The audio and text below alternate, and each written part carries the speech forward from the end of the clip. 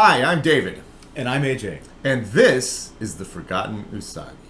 Welcome back to our not weekly, but ultimately, hopefully weekly podcast, video, blog thing. I have no idea what would we call this? I don't know what to call it. What do we call it? We call it our show. Our show. Welcome back to our show.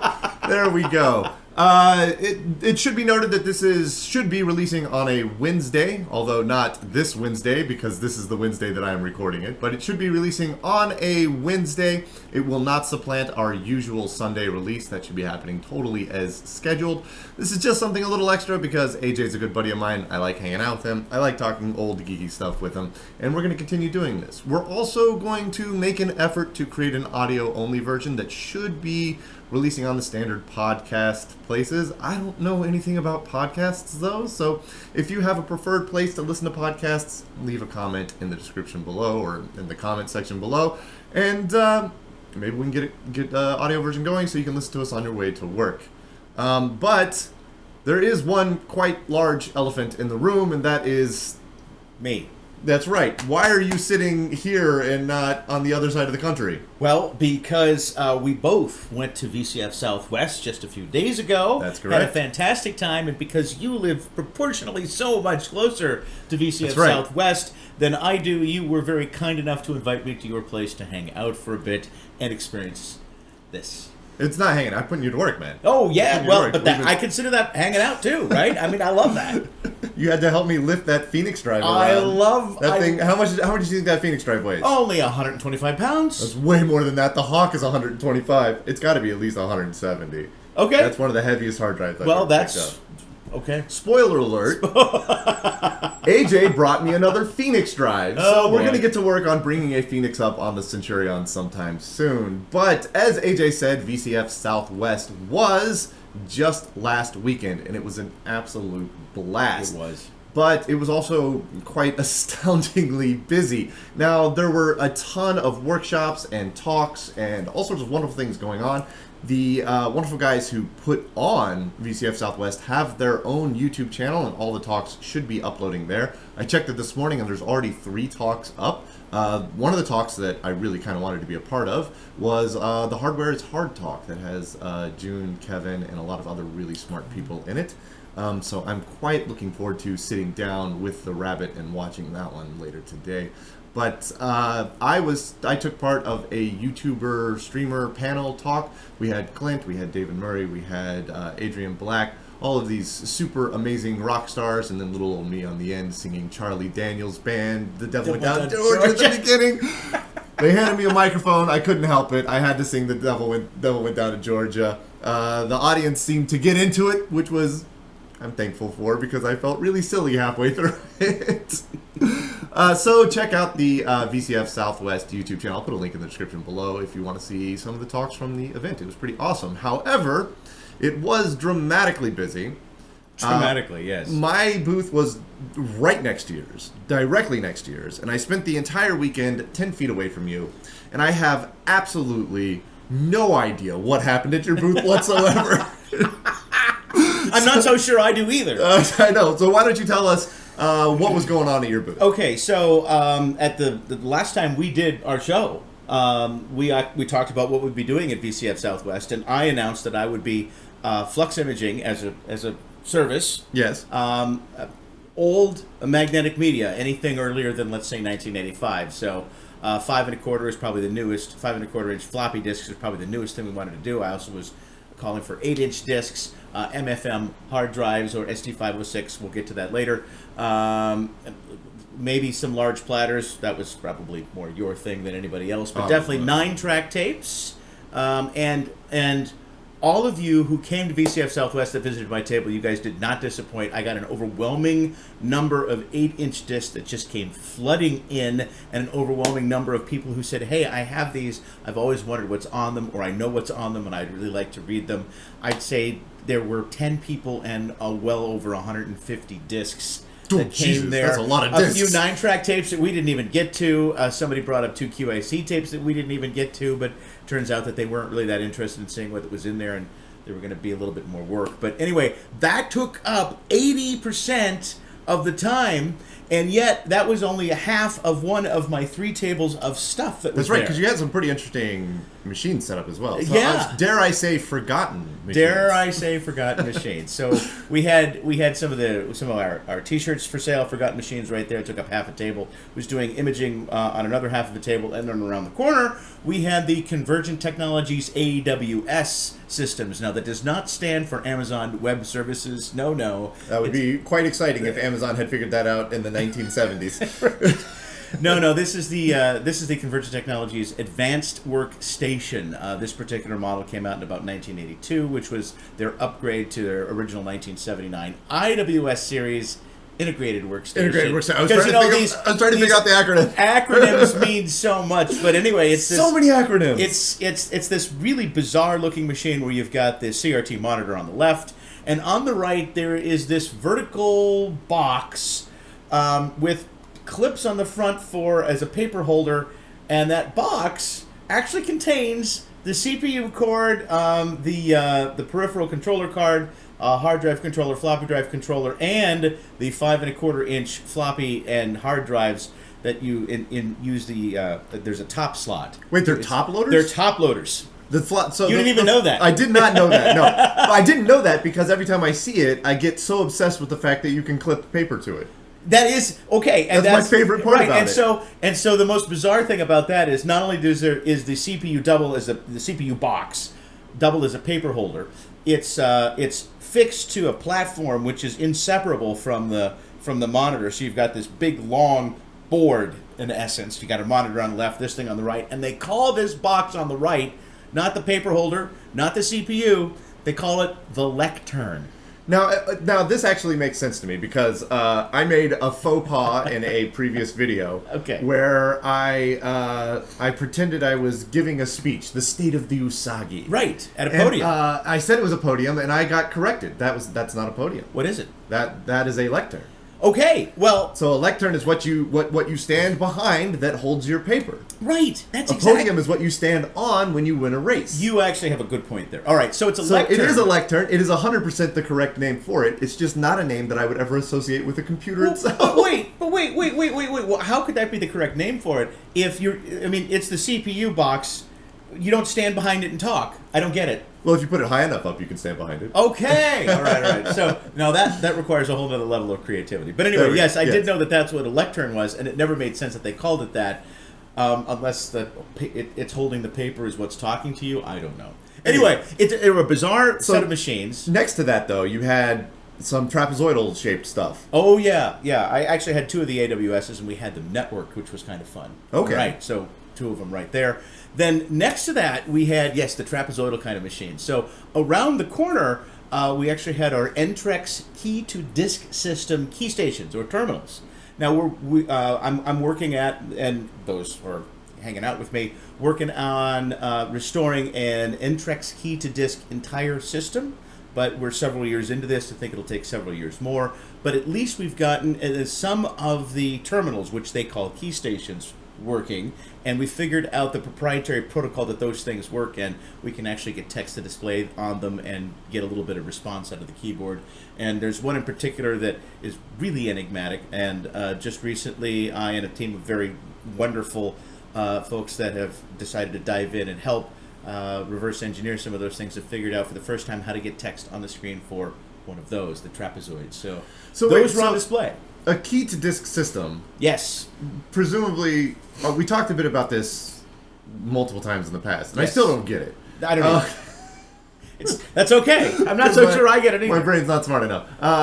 As I understand it, it's kind of like a replacement for doing the key-to-punch card type systems, right? That's exactly right. But that would imply that the disk is somehow removable. So is the key-to-disk, is the disk in this situation a floppy disk? No, it is a hard disk cartridge, and it is not intended to be... So it's an actual removable cartridge? It's not supposed to be removable. It can be, but it's supposed to stay in the system for the life of the system unless it needs to be serviced or replaced. But the disk is not... They call it a key-to-disk, but the actual real output from this system is 7 or 9 track tape. So it's designed to replace... Oh, this is even more confusing. I know, isn't it great? It's designed to replace a team of key punch operators that are punching data into punch cards. And, back in the 60s, I guess, these stacks of punch cards would then be walked over to your mainframe and put into a punch card reader, and they'd zip through, and that punch card data would then be entered into the mainframe to be processed in a batch process. Well, this is supposed to make it more efficient by replacing the punch cards with, well, now you just have a tape, and you walk that tape over to your mainframe. But the big deal is the fact that these terminals actually allow the operators to see what they're putting into, what they're typing onto each record, which ends up being the replacement for a punch card. So they can make corrections. The system can say, "Oop, you made an oops there, you put an alphabet character in the zip code field." Okay. Right? And so there's some data validation, data correction options, and some interactivity that never existed with the physical punch card because there's no CRT, there's no backspace, that kind of thing. So it's supposed to make the process like 40% more efficient or more. And that was what their advertisements were in the early 70s. But what's particularly cool about these things is that they just, the terminals / key stations, as they're called, look so amazingly sexy beautiful that it's a very unique shape for sure. It's a very unique shape. They resemble other really cool terminals, but they're not. Very They're interesting unique. colors as well, because the keyboards have multiple colors across them.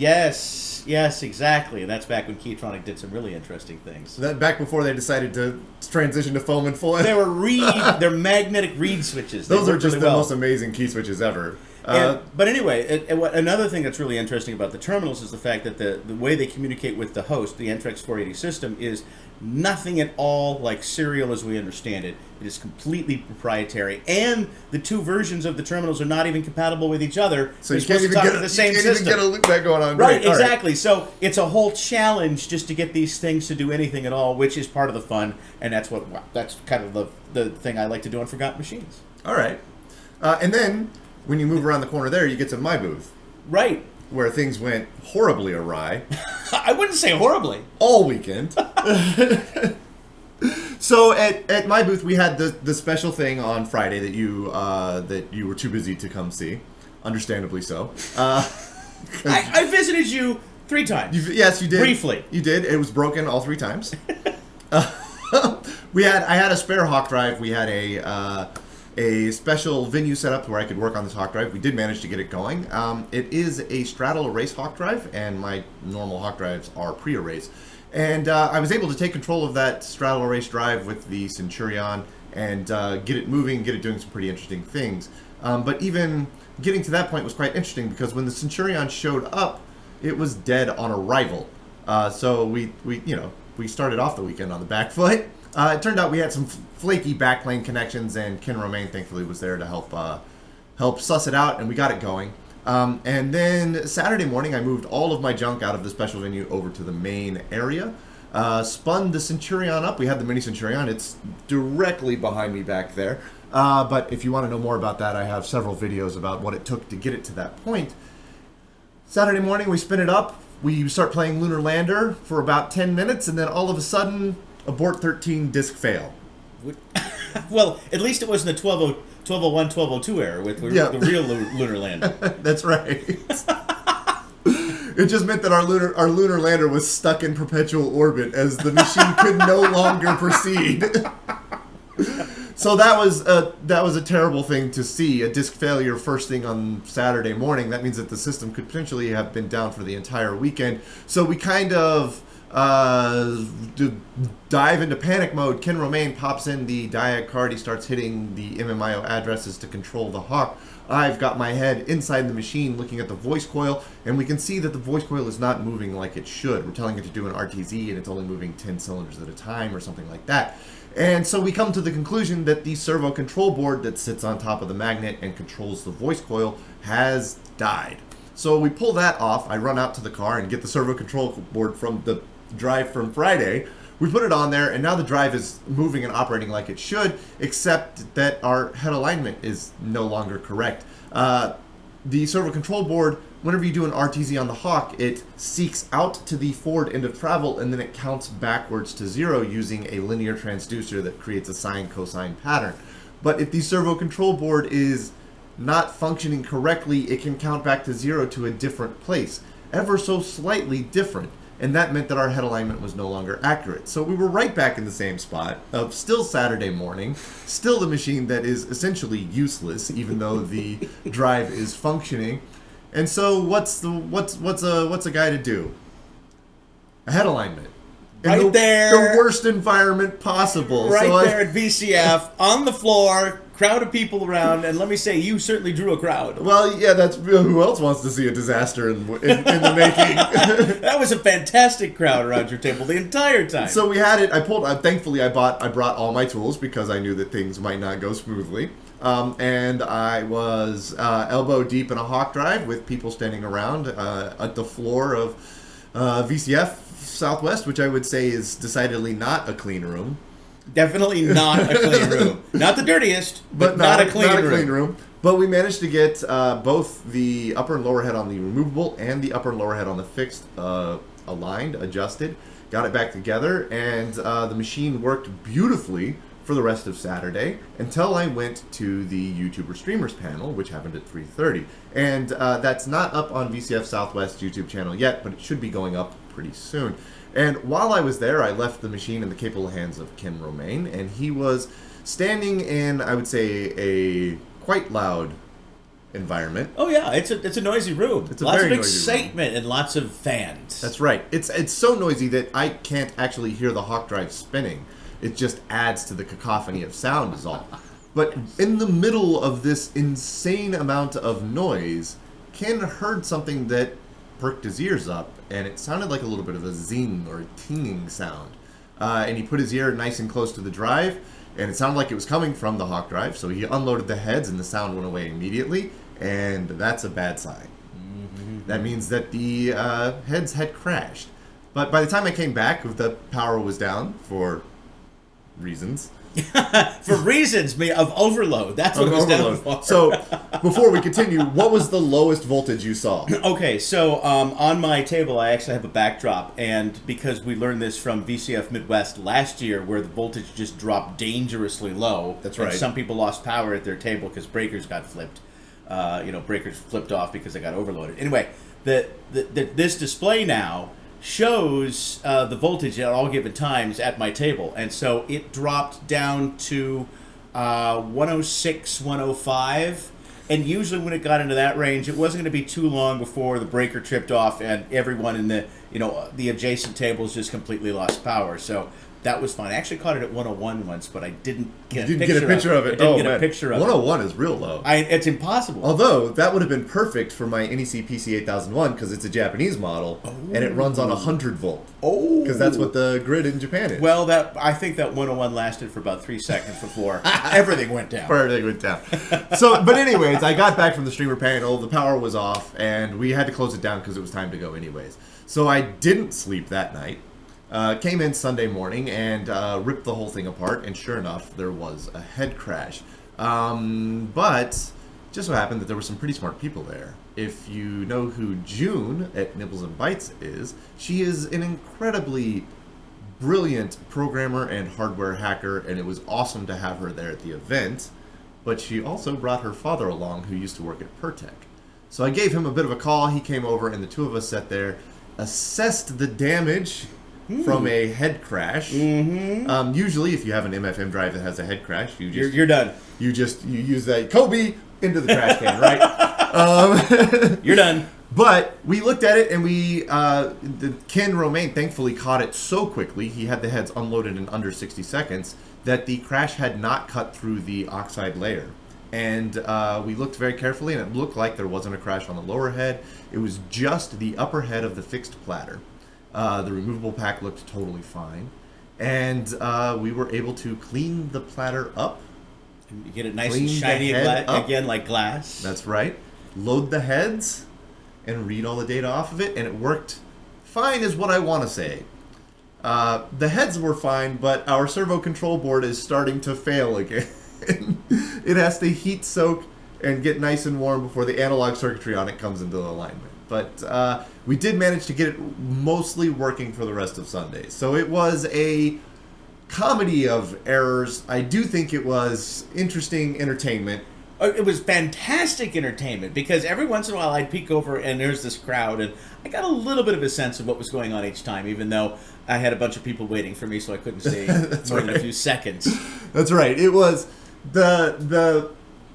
it was interesting though. So this brings up a philosophical question that I want to ask, because somebody left a comment once I was explaining this on the Discord that said, at this point in time, I would just emulate the drive because then you know it'll work. And I started thinking about this, and there was a moment where I was standing, and the heads were out of alignment. We had fixed it, but the heads were out of alignment, and I wasn't sure if I was willing to do a head alignment on the floor. That is a reasonable. The voice of reason says concern, not right? to do that. That's right. And I think if I had a Hawk emulator in my back pocket, at that moment I would have plugged it in, and we'd have just gone with an emulator. And I think that might have, personally, I feel that would have been detrimental to the experience overall. Well, because it's how often do you go to a VCF event and see somebody do a head alignment on the floor? On the floor! Or repair a head crash on the floor. So I think... You would have missed all that. That's right. That's right. So I think that if I'd had an emulator, I would have given up earlier. I would have felt that I hit a point of no return earlier than I actually had been.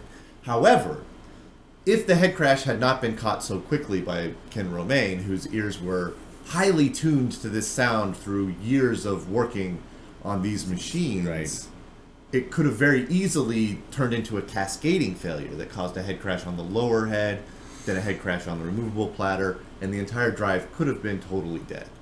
So it was quite, I concede it was quite risky to take this drive there, and having the emulator could have meant that if we hit a point where the entire drive died fully, we could still keep the machine up and running. But my question to you is, if the machine had been emulated, would it have detracted from the experience of using or experiencing the machine? Right, so if the hard drive had been emulated. Right, if the hard drive, not if the machine as a whole had been emulated, if the hard drive itself had been emulated. Well, we certainly wouldn't have gotten the entire show that you put on. The side quest. We wouldn't have gotten the side quest. Right, exactly. But it's still incredidly cool to see that thing right there.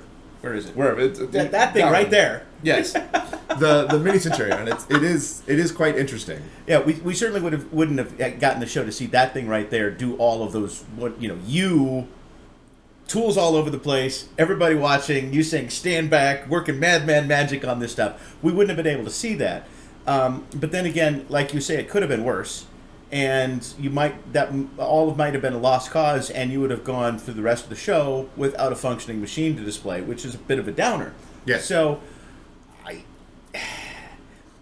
can only answer this question this way. All right, so we talked about some of the machines at my table, like the Convergent Technologies AWS does run an MFM ST506 physical hard drive in the lectern. In the lectern, right? That's right. The master station does that, and then there's there's what would be called the slave station, which runs over the network, right? They call it clustering. Okay. Right, but at these shows, I am running an emulator there. I am running the David Guesswine MFM emulator in that space. Now, you do miss the whine and whir of the hard drive, but the room is so loud you might not be able to hear that anyway. Unlike the Hawk drive, which you can actually see the entire cabinet shake, rattle, and roll like a washing machine that's unbalanced. Exactly.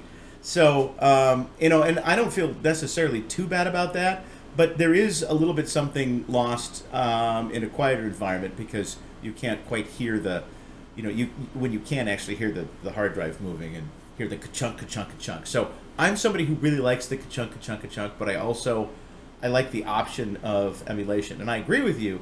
It does, once you have it, it is a little bit too easy to use.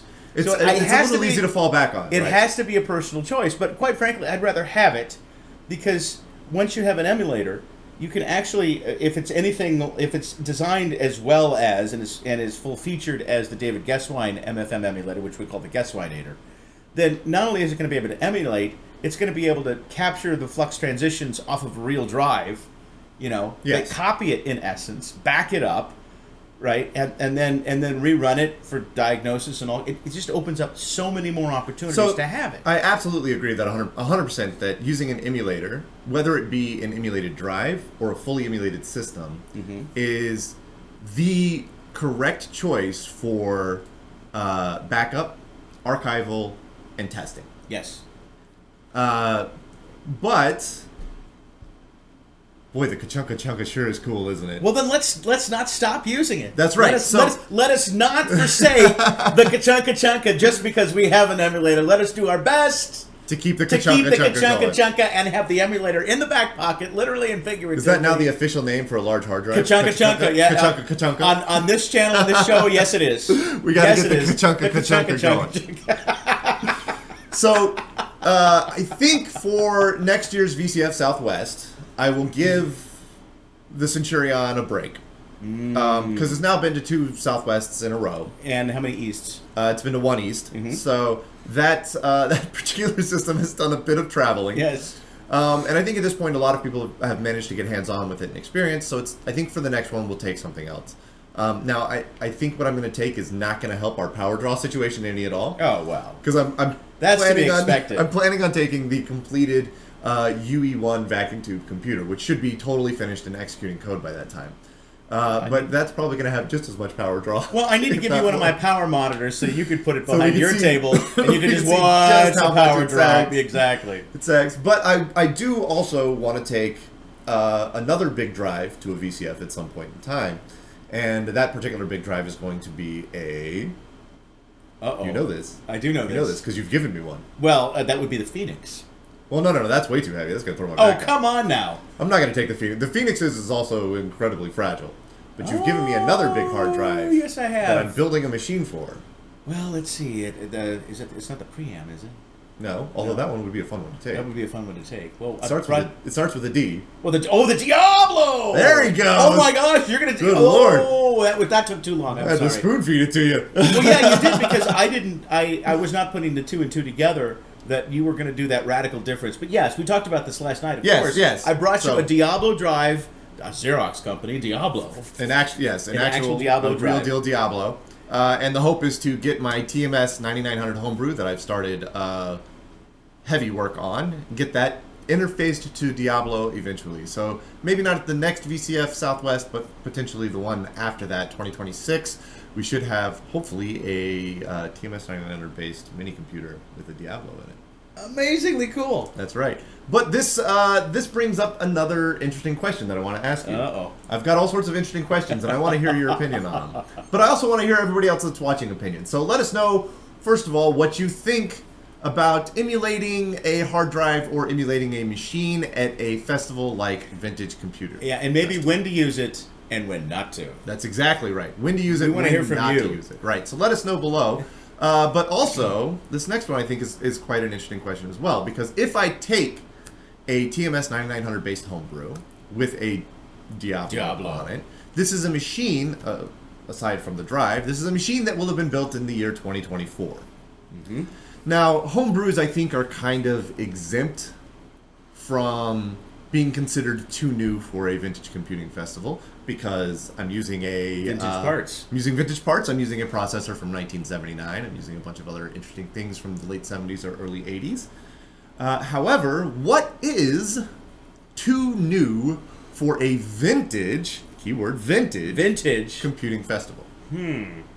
Well, I think there's a lot of discretionary decision making there. That's right. Traditionally, I mean, I think I remember the original VC Fed forum back in the, let's say, around 2010, 2012. Okay. They actually had a rule that like nothing newer than 1990. But of course, now with vintage computer festivals, I have a feeling that the general cutoff is somewhere around the year 2000. Okay. Okay. I think that's, but is that really a hard and fast rule? Like, are you not going to be welcome to come to a VCF if you have a 2002 something that's really cool that you've, reverse engineered or restored? I don't necessarily think that's the case. There's a lot of discretion in making that happen. Now, I personally like to draw the line at something like 1989. and I also like to do rare That's machines. So if you're drawing the line That's me at personally. 1989, Yes. granted that's a personal thing. But Personal as choice. you age and get older, and as time and As, tide waits as for things no that are man, new now become vintage. That's right. Right, because Do you- that's going to happen. Do you think that line will shift? It already has. Just in the period, let's say I've been paying attention to vintage computers for 10 years. And in that 10 years, I've watched that line shift fairly definitively that 10-year period. Okay. I mean, maybe not. It's not quite as linear as that, but it kind of happened like, okay, we're almost there, so let's just jump that up to from the 90s to the year 2000 and so on and so forth. So I have two maxims that I follow.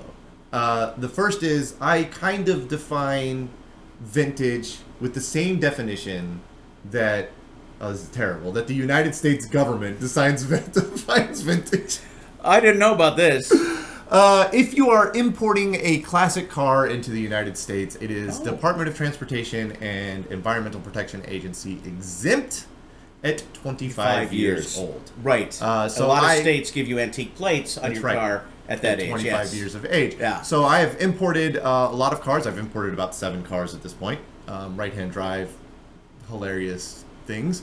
And they all had to be 25 years or older. But 25 years is now 1999. Yeah, we're there. And 1999 is what? Squarely in the Pentium 2, Pentium 3 era? Yes, it is. And in this area right here in the center of my chest where my heart lies, and Pentium 2s don't feel vintage because that reminds me that I'm starting to get a little older.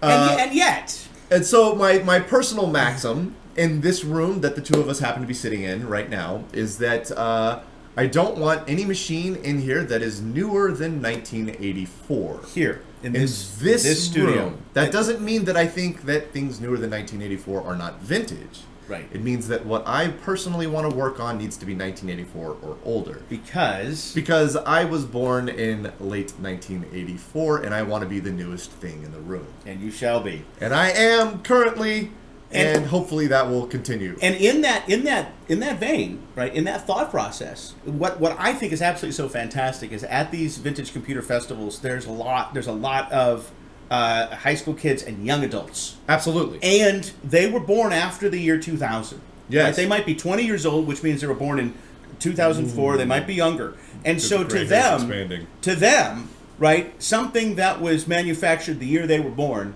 is amazingly retro cool. And it's very nostalgic to them. Maybe it's the first computer that they used when they were 4, 5, 6 years old to play a certain game. And then this is very cool to them. And for them to bring that and showcase that on their exhibition table at a VCF can be very cool to that audience and their peers of that age and those older than them, and especially me. Absolutely. That, like, I didn't know that was a thing, but that's a thing, and here you are enthusiastic about it. I'd like to, see what you have to say about it. Tell me more. So this is where we're going, and I think it's a great thing. That's right. I love seeing people under the age of 20 getting excited about vintage tech, whether it be vintage tech from 2000 or vintage tech from 1970, which all was on display at VCF Southwest. All of it. Now, so the next question, I have one more question for you. Do you think 30 years from now, let's talk about, let's set the precedent here.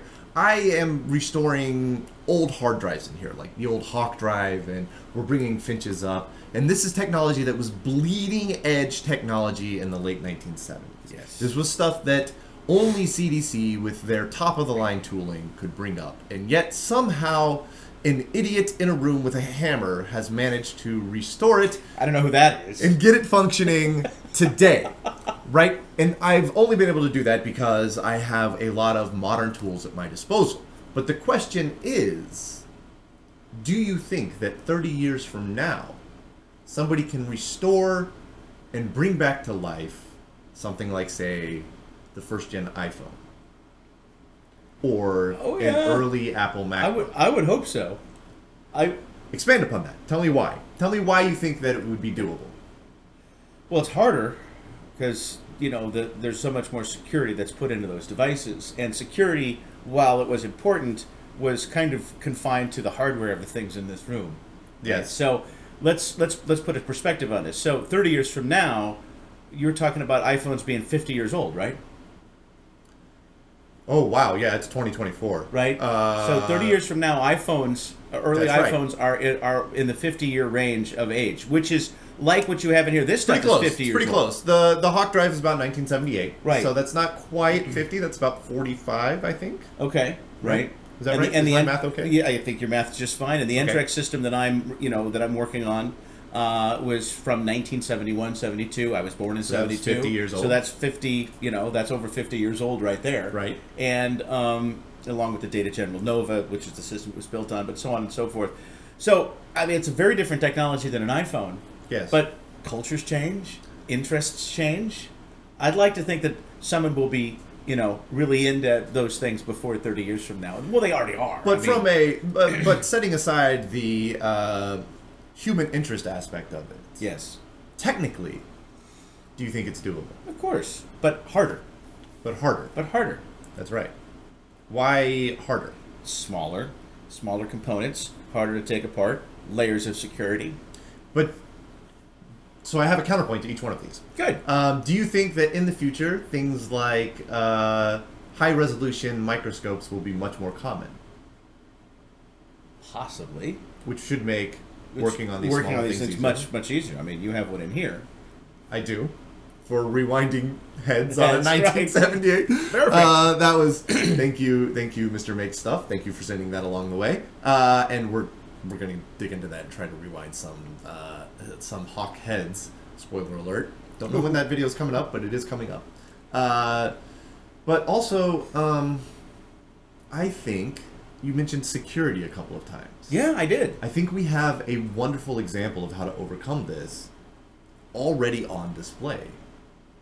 And it was on display at VCF East, actually. Okay. There is a group of people that got their hands on some laptops that, this is now a dark topic, I apologize, but on some laptops Let's go dark. that came from the prison system. All right. Yeah. Which is a very... Let's not get political. The prison system is a prison system, but it necessitated a very interesting set of requirements technically. Technically, yes. So from a purely technical standpoint, let's put all the politics of prison systems and all of that aside. From a purely technical standpoint, there was some interesting security going on with these machines. They had purely clear cases. They were very heavily locked down. That's the because first thing I think of, yes. The Yes. clear case, so you It can was see a clear what's case, inside. but it wasn't just that. There was hardware lockdowns and software lockdowns all throughout these things. And these guys managed to completely hack it, knock it wide open, to the point that somebody at VCF East was using one of these things as a daily driver. And it was okay. It was fully functional. Fully functional. Fully Good. functional, totally unlocked.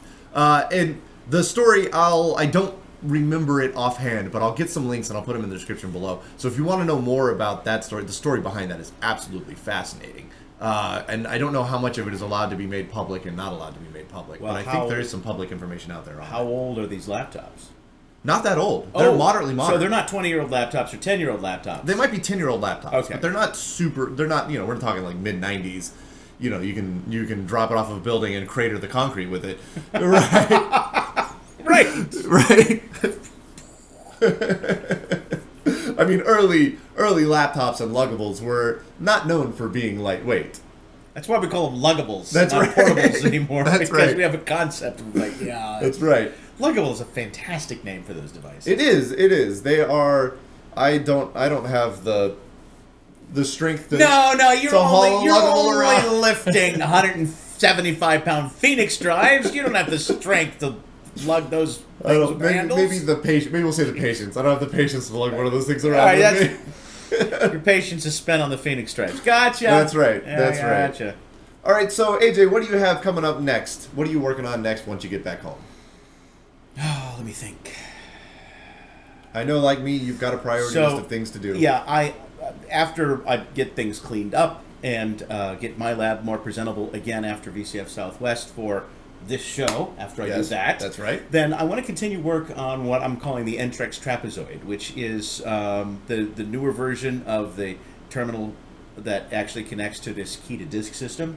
And it continues to be the most confusing protocol to reverse engineer because, like its predecessor, it's not serial, but it doesn't talk like its predecessor does either, and that has already been cracked. So we figured out how to put text on the screen, but we haven't figured out how to press a keyboard press and get the terminal to actually send the data out. We have to convince the terminal to release its data somehow with some secret codes. And so reverse engineering those secret codes will be fairly high on my priority list once things are organized. And for me, I think the Centurion project is going to slow down a little bit because I went really hard on it to get it ready for VCF Southwest. So I think coming up next, we're going to focus much more heavily on the UE1, which is the vacuum tube computer. It's so close to completion. We are going to build a paper tape reader for it, and the reason it's been taking me so long is initially I was going to do a mechanical reader where you have physical fingers that push through the holes in the paper tape to make connections. And I've changed my mind. I think I want to go with an optical reader, much closer to what the Bendix G15 uses. So it's still period correct, but that added a new level of complexity to the design. I like it. But that's what's coming up next on the Usagi Electric channel. What's coming up next on the Forgotten Usagi, I have absolutely no idea. Because this is a wild card, man. That is a conversation we'll have next week, hopefully. So I want to thank everybody, and I want to thank AJ in particular for being down here and hanging out with me. Love it. Thanks for the invitation. I really want to thank you guys for watching this insane thing that we're doing. And I hope you hang around for more. So thank you all so much. Thank you. And I hope to see you next time.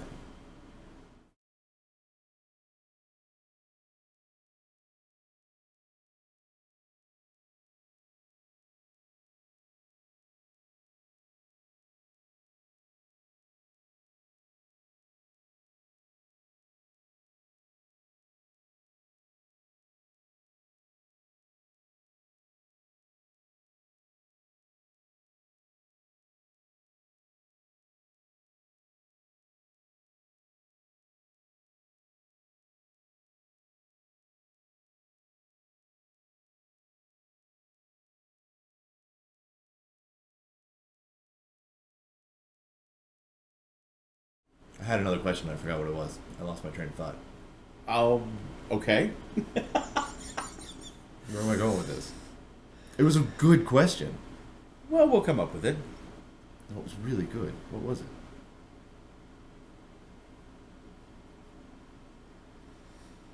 Wait, we were talking about mid-2000s. Young people. Oh, right. Okay. You don't know this is coming, but it's a good question. Okay. I love it when you surprise me. Yes.